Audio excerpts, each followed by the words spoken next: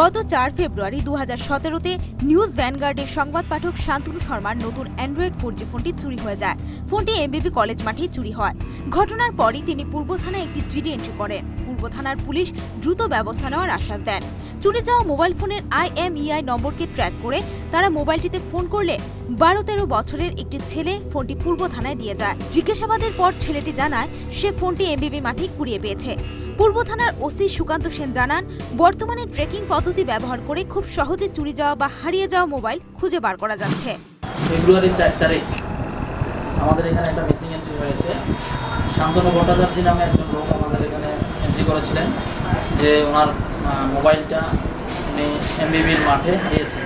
সকালবেলা উনি এখানে মাঠে গিয়েছিলেন, ওনার পকেট থেকে মোবাইলটা হারিয়ে গিয়েছিল। এরপর আমাদের এখানে জিডি এন্ট্রি করে আমরা মোবাইল ট্র্যাকিং টেকনোলজি অ্যাপ্লাই করে মোবাইলটা গতকালকে আমরা রিকভারি করতে পেরেছি। মোবাইলটা ৬-৭ টাকা দাম হবে। মোবাইলটা একটা অ্যান্ড্রয়েড ফোন ছিল। তো এই মোবাইলটা আমরা যার কাছ থেকে পেয়েছি, একটা বাচ্চা ছিলেন, সেও ওর কাছ থেকে যে ঘটনাটা জানতে পেরেছি, সেও এই মোবাইলটা মাঠেই পেয়েছে খেলতে গিয়ে।